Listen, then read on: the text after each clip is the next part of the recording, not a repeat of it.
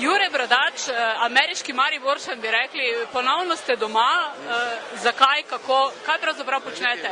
Z velikim veseljem ob tem času, po 3 letih, za praznike, za družino, oziroma za že pretekle praznike, Mardino, 1. november, da sem lahko spet vesel tukaj doma v Mariboru, v Sloveniji in preživim te dneve skupaj. Tako da, ker tega ni preko luže, to narodna štanti na Trgu Svobode, to je res dušje. In jaz verjamem, če bi pripeljal kakšnega prijatelja, sem bi sigurno tu ostal, če bi to skusil. Kako dolgo boste tokrat ostali doma? Ostajam par tednov, imam nekaj stvari za urediti, nekaj poslovnih, nekaj privatnih, pa malo počitnic sem si privoščil. Mislim pa, da enkrat decembra, v začetku decembra pa nazaj v Los Angeles. In kaj vas potem čaka čez lužo?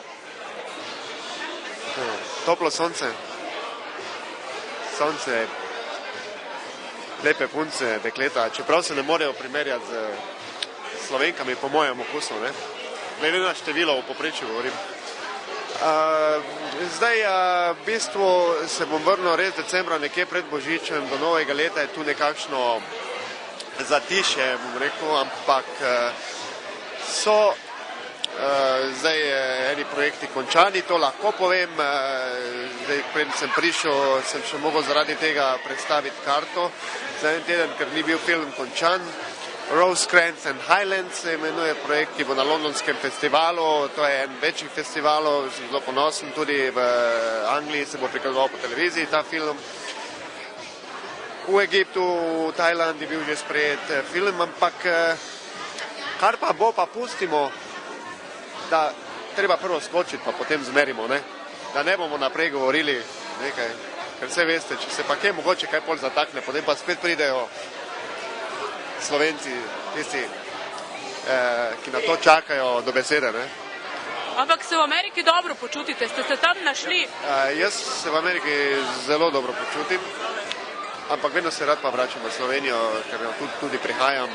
Jaz sem Slovenec, Maribora in to bom tudi ostal.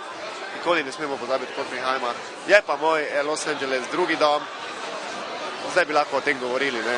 Kaj je tam lepše, boljše, kvalitetnejše, pravičnejše glede na Slovenijo, ampak vse pravim, je pa to moj drugi dom. Poletje, topli dnevi, vreme, ki meni zelo paše. Vse pa seveda temelji na poslu mojem, vse je podrejeno igralstvo. In zdaj je že toliko časa, da nekako vrata so odprta, prijatelji, dobiš en krog in je moj drugi dom, moram povedati. In bom mislim, da tudi ostal. Se je bilo težko prebiti zdaj med vse te, recimo, znane ljudi, najti prijatelje? Veste, Los Angeles, Hollywood, to je bom rekel, en drug planet, to je en drug kraj, to je, bom rekel, malo tudi zlagan svet, ampak zato je to Hollywood, to je filmska industrija, glasbena industrija, televizija, reklame, blišč, vse mora biti pač najpopolnejše, bom rekel, ampak to ni tisto realno, ne? Tako da moraš vsaki toliko časa priti domov, da malo sam sebe najdeš, da dihati svežega zraka. Je pa sigurno veliko odrekanja, investiranja, truda in še in še vedno je prebijanje, še vedno so cilji, ki sem se jih zastavil, seveda treba realno se postavljati cilje, ampak še vedno bo potrebno veliko truda vložiti, veliko odrekanja, kot sem že prej dejal, in vse, kar spada zraven. Je pa sigurno, kot vemo, to en, bom rekel, najtežjih trgov, glede na to na igralstvo, kar sem se jaz odločil, da prihaja tu vsaki dan na stotine igralcev iz celega sveta in iz Amerike, ki bi radi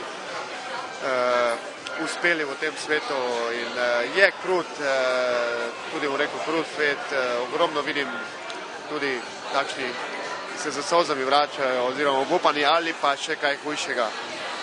Tako da treba biti zelo pazljiv, paziti, kje vedno malo po robu hoditi, ne, in probati skrmariti, ne. Bi rekli zase, da ste rojeni pod srečno zvezdo? Ja, to je moja mami rekla, da sem, ne. Moja mami je ta srečna zvezda, ne, tako da jaz bom imenoval mojo mamo srečno zvezdo. Po drugi strani bi pa rekel, da si vsak sam, veliko je od nas samih odvisno,